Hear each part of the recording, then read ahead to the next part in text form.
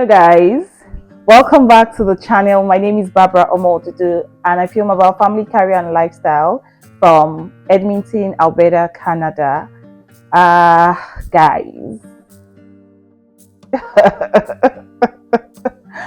thank you so much for all the love and support on my channel since I shared the story about my job search and getting a new job. The comments, the support, the encouragement that I've gotten since I posted those two videos. Guys, if you have not seen them, I'll link them somewhere here, and also I will keep both links in the description box below so that you can also watch. If you are new on the channel, welcome.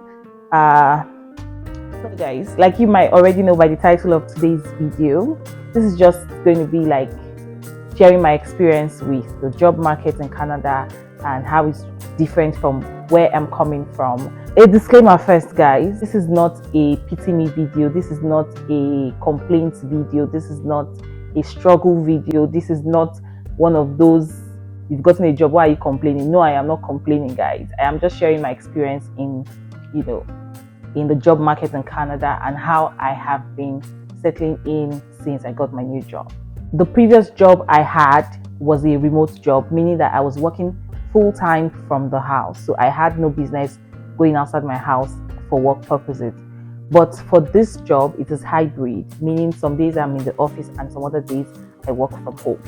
So yeah, I'll be sharing my experiences on absorbing myself into the Canadian work culture and environment. This is my personal experience, and some of this might not also be my personal experience. It's something that I've heard people say and which I have now come to understand might be an issue or a barrier in the workplace. Okay, and the first thing I'll be talking about here is race issue. So blacks being in minority. Yeah. So, and that's for obvious reasons. You are the one that left your country to come here, so it's expected that you would most likely be in minority, right? But in the workplace, and especially for my team, I am the only black person on the team, and that's by the color of my skin anyway. We are mixed race, but I'm the only black person on the team. And that sometimes, puts you in that place of you're wondering, okay, what's happening here? Why am I the only person looking the way I look? No, that's not to mean that we do not have black people who work with my organization. It's a contrast from where we're coming from, because where we're coming from, you most likely see more blacks, and even if you have white people or people of other races in the organization, they are the ones in minority. It's not a barrier, so that's why I said it's not a struggle. It's just something that hits you and I don't want to dwell too much on that, so take that or make do with that information what you want. Okay, another one would be the language barrier. Yes, guys, we speak English, and these guys here, one of the two official languages here is English. The second is French. The official language too in the work environment is English. So the accent, the intonation, the pace, everything, the pace, everything in that space. So that's something I've come to adapt with in the new workplace. So for instance, during meetings, I find out that, I have to really try to understand what everyone is saying, because sometimes the pace at which they are speaking might be too high. Sometimes, they must have said something long ago, and I'm just catching up seconds after, and it's almost awkward, because it's like, okay, you're supposed to react to what I just said, and then that's just exactly when the thing is processing your head and you're just reacting. So there's always that 2 second there's always that 2 second gap where you're trying to understand what has just been dropped, and then you're trying to react to it.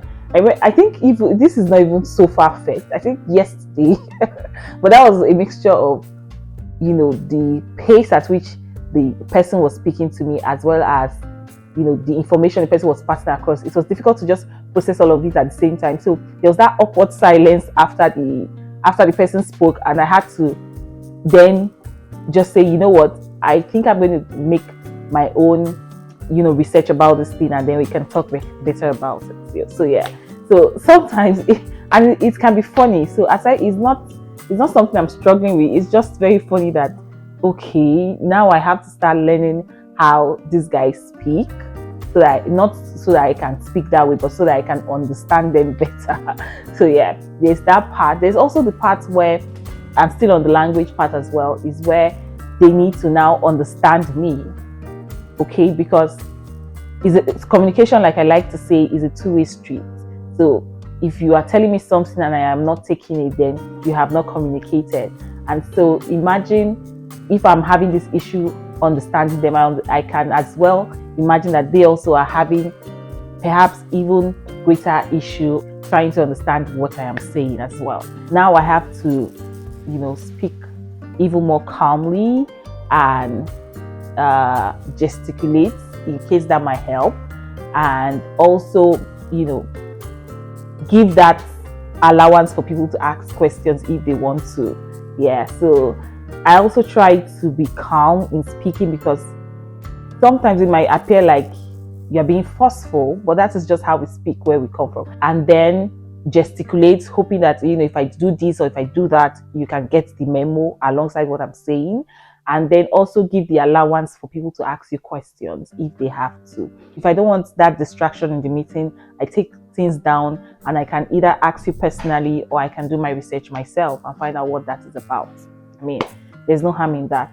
So that's also something that I have had to deal with in the third point now is policies and processes, guys.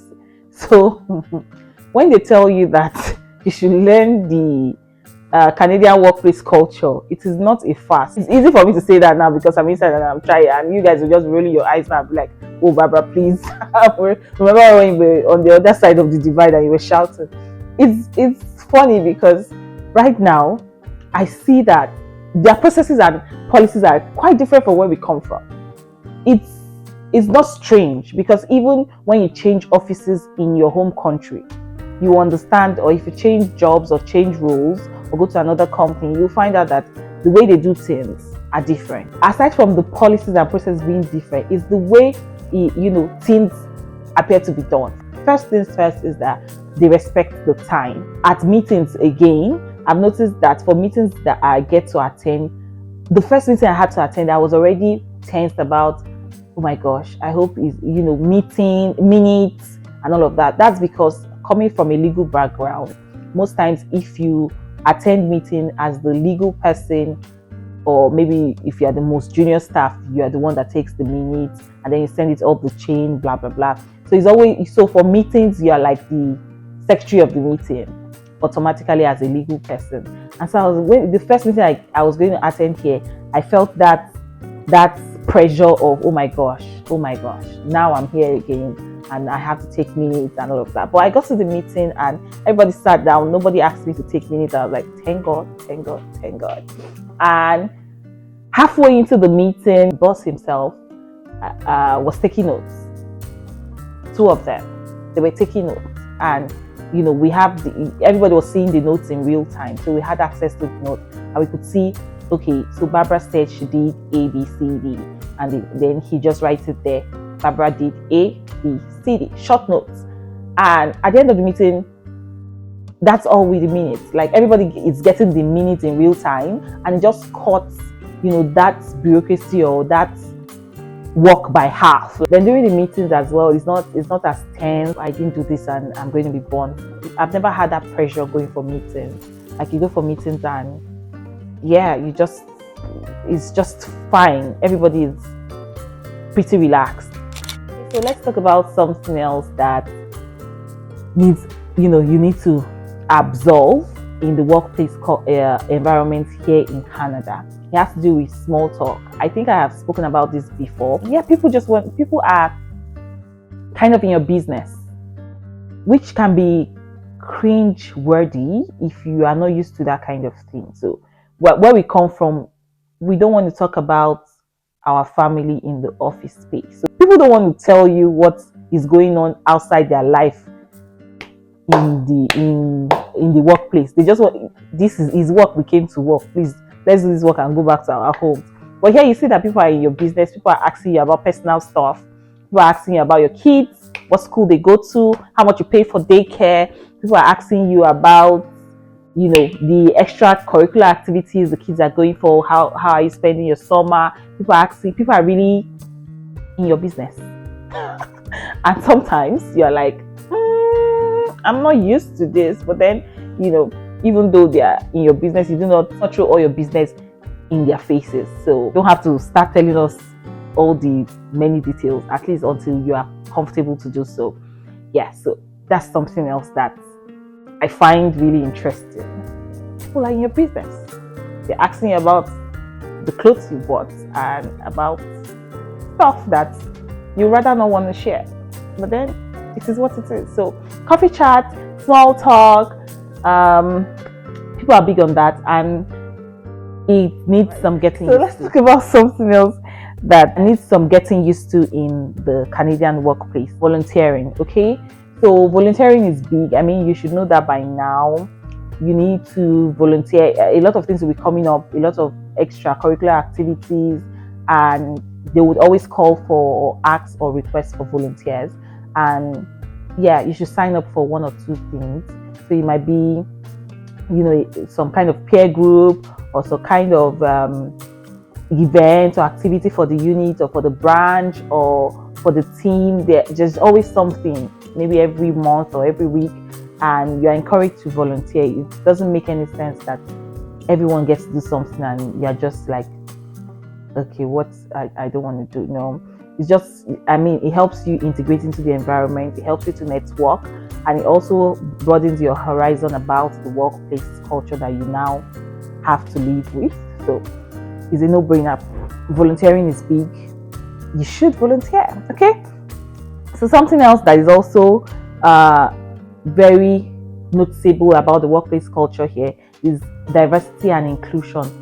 Guys, they are really big on diversity and inclusion. I know, you know, it's not a term that is new to at least myself and the places I have worked in, but here they are really big on diversity and inclusion, on gender-based analysis plus. It's called GBA plus, and everything in that space. Like, it's crazy, the energy, the resources, the time, the money, and attention that is, you know, given to diversity and inclusion. And it's not just lip service like you might have in some places. It is actually you have to report on these issues, you know, on diversity, on inclusion. And yeah, it's just beautiful to see, and I'm happy to learn so much about it. I'm really interested in it. And yeah, lastly, let's see how far we go. Yes guys, lastly, I don't want this video to be too long, so lastly, another thing would be trainings and everything in that space. So yeah, we have trainings back home, but right here, I mean, the train you is usually a 360-degree training. So it's not just based on what you do as or on the job. It can be something, it can be, is an all-round training on bullying, on harassment, on, you know, GBA plus, on inclusion and diversity and equity, all of those good stuff, everything. So it was like a 360-degree training, and you're just exposed to different parts of the culture. So this is beautiful to see, because it helps you to be integrated into the society, and yeah, it just makes you a all-round or well-rounded individual. So guys, I think these are the ones that I can, off the top of my head, I have, you know, had to deal with as I grow in the workplace. And if you have more, or if there are other ones I did not remember, which I think there should be a lot more I did not remember, please say so in the comment section. I'll be happy to read all of that information and also be knowledgeable about them.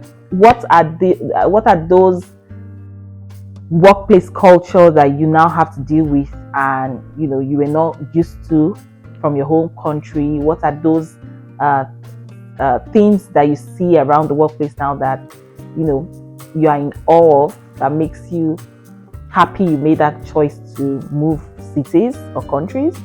And yeah, what are you loving, what are you not liking? The next video I hopefully would shoot something regarding writing a resume, a Canadian style resume. So if you're interested in that kind of content, please make sure that you subscribe now. Ensure you subscribe to this channel now.